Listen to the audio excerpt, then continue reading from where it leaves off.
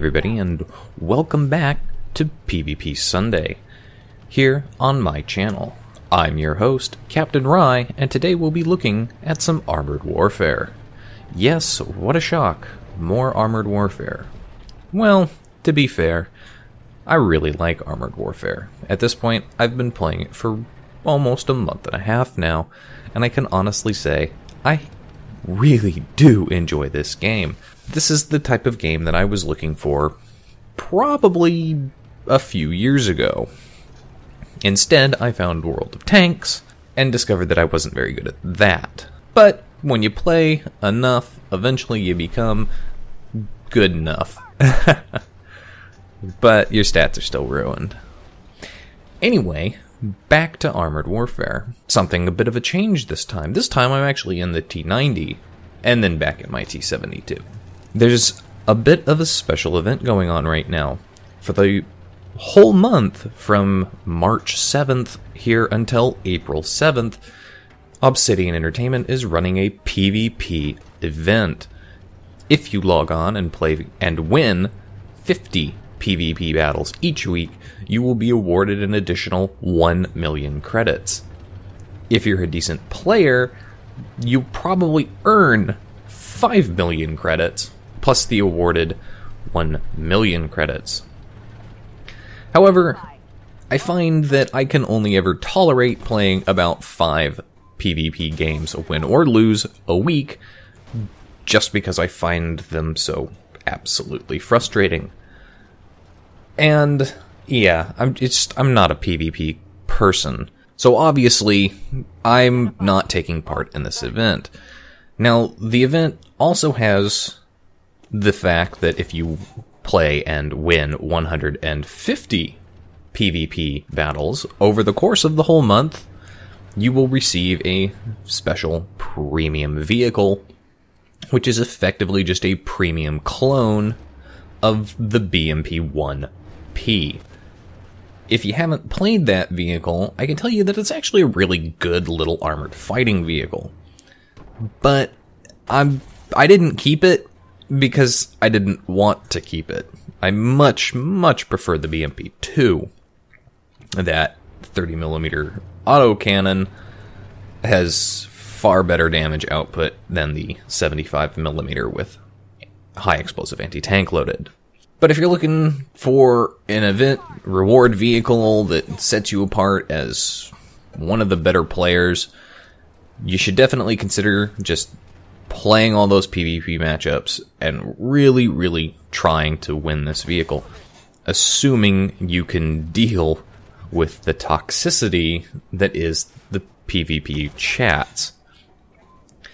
And I honestly don't know who Obsidian is running this event for, because 50 PvP battles, just to play 50 PvP battles in a week, that's a lot of PvP action when you consider the average match lasts a good 5 to 10 minutes, plus the loading screens and the wait queues. You're talking 15 minutes per battle, unless you suck and you die often. So, I mean, really, the people who are most rewarded are the people who go in, promptly get killed, do some damage, but promptly get killed, exit out and go play another vehicle. That's the only way. And then it's left to, the 3 or 4 of us still left alive playing the game to actually win it for them. Yeah, I'm not too happy about that. And I generally I either end up being overly bored because I slaughter everything, or I end up being overly bored because everything's getting slaughtered. Oh, the nature of these games. Anyway, why don't we go ahead and jump in here and take a look at what's been going on in the background. So, what's been going on in this battle? Well, I'm here in the T90, and the battle has actually been going really well for me. The team has been middling quite a bit, and there is actually a flaming chat war going on between two of my teammates, You can probably have been reading those little messages down in the corner. And I actually think it's funny because at the end of this matchup, you find out that they were both respectively number 2 and number 3 on the team. That's a little disappointing. I really would have liked to see both of them suck as much as they claimed each other sucked. The matchup at this point is going pretty well. I haven't managed to get any kills, and I'm really disappointed at that. I'm getting shots in, and I'm doing solid damage. You can see the damage numbers up there, more than 3,000. And for a PvP battle, even one as high tier as this, I still consider that a really good amount of damage to do.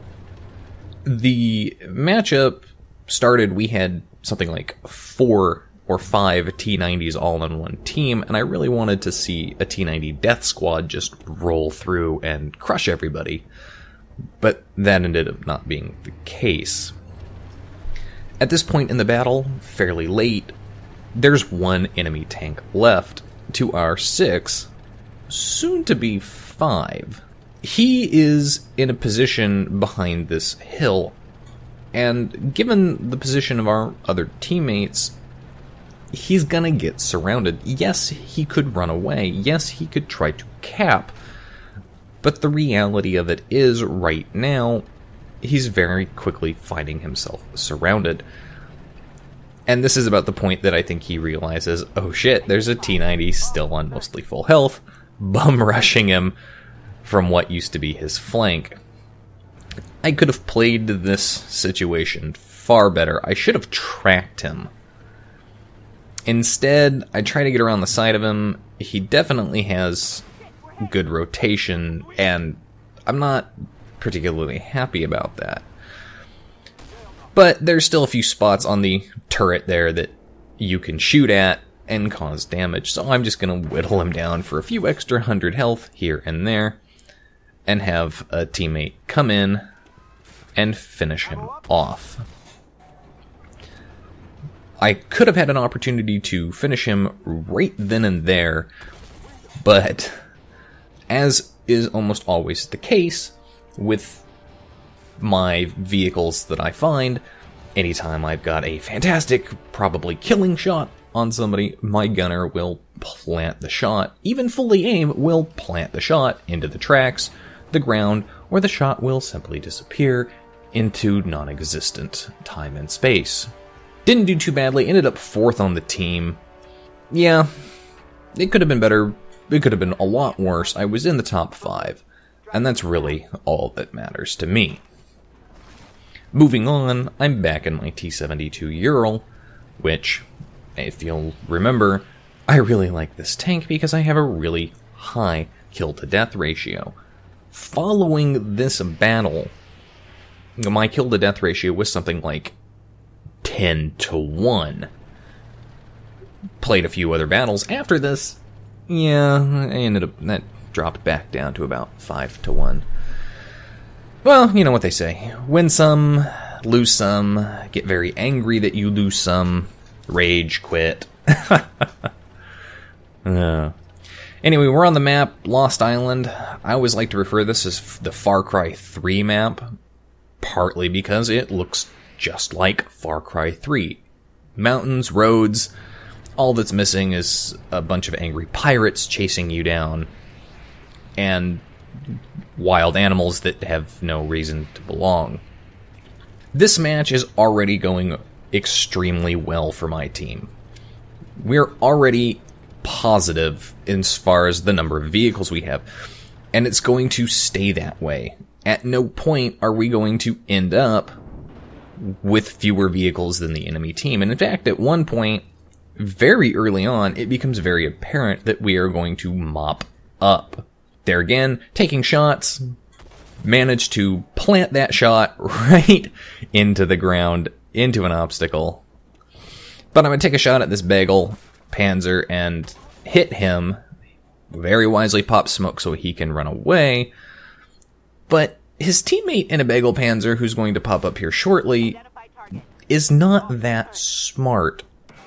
And I don't know what this guy's decision was. When you see it, you'll kind of wonder what the hell he's thinking.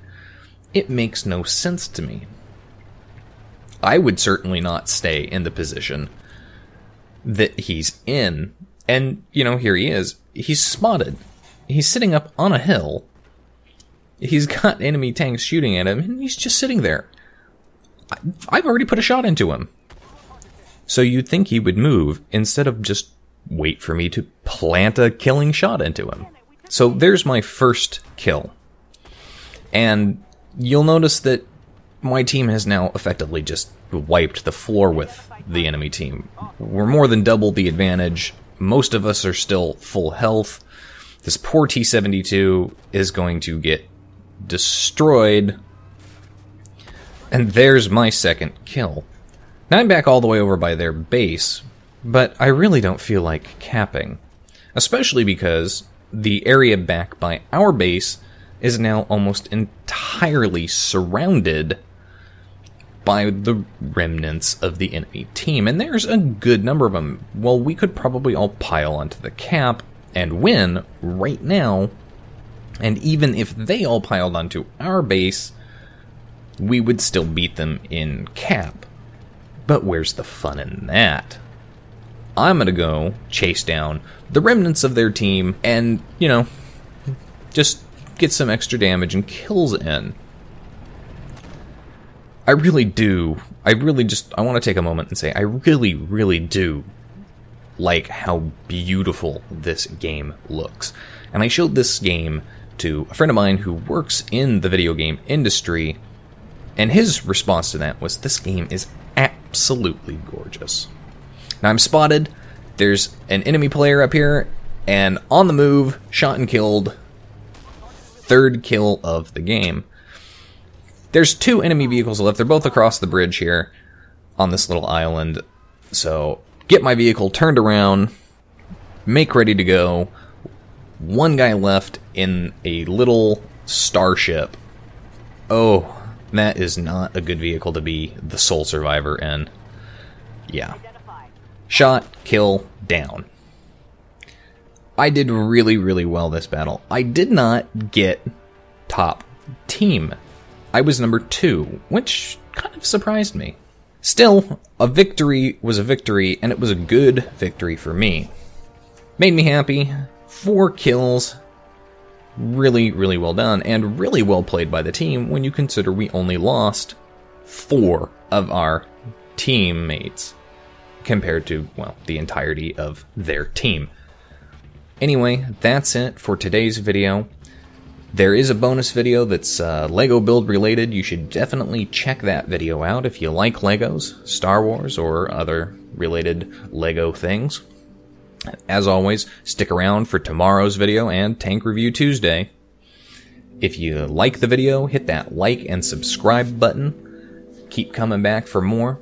If you've got comments or improvements that you think I could make, do comment down below. I check those pretty regularly. This is Captain Rye, signing off.